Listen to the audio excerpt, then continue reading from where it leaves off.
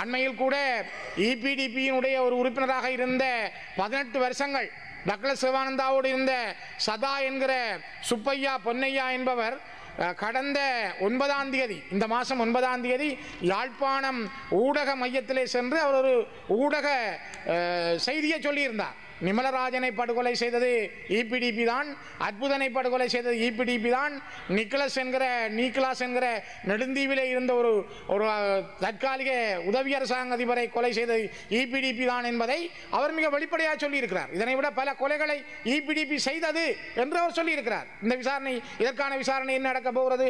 தராகி சிவராம் யுத்தத்துக்கு பிறகு இந்த மண்ணிலே கொல்லப்பட்டார், நம்பிக்கையோடு வாழ்ந்தவர் கொல்லப்பட்டார். அவருக்கு என்ன நடந்தது? இந்த விசாரணை யார் முன்னெடுப்பது? நிமலராஜனுடைய கொலை ஒரு நீதியான முறையில் நடைபெறவில்லை என்பதை சர்வதேச நிறுவனங்கள் குறிப்பிடுகின்றன. ஜஸ்மின் சூக்கா தலைமையிலான நிறுவனம் சொல்லுகிறது, பல நிறுவனங்கள் சொல்லுகின்றன. நிமலராஜனுடைய கொலை கூட மூடி மறைக்கப்பட்டது, தராகி சிவராமனுடைய கொலை மூடி மறைக்கப்பட்டது. அவ இந்த நாட்டிலே நடந்த இசைப்பிரியா என்கிற பெண், உங்கள் சகோதரி, எவ்வாறு இலங்கை இராணுவத்தால் மிக மோசமாக படுகொலை செய்யப்பட்டார், அதே போல எத்தனை சகோதரிகள் கொல்லப்பட்டார்கள். தயவு செய்து ஒரு நீதியான விசாரணை என்பது உங்களால் செய்ய முடியாது.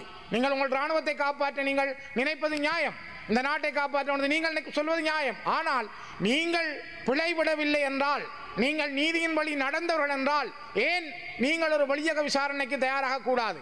ஏன் நீங்கள் அதனை தடுக்க வேண்டும்? போல்கட்டேக்கர் அவர்கள் சொன்னது போல, நீங்கள் இந்த ஒரு வெளியக பொறிமுறைக்குள் வர தவறினால் இந்த நாட்டிலே நீதி, நல்லிணக்கம், சமாதானம் என்பது எப்பொழுதும் ஏற்படாது என்பதைத்தான் நான் மீண்டும் இந்த இடத்திலே வலியுறுத்துகின்றேன்.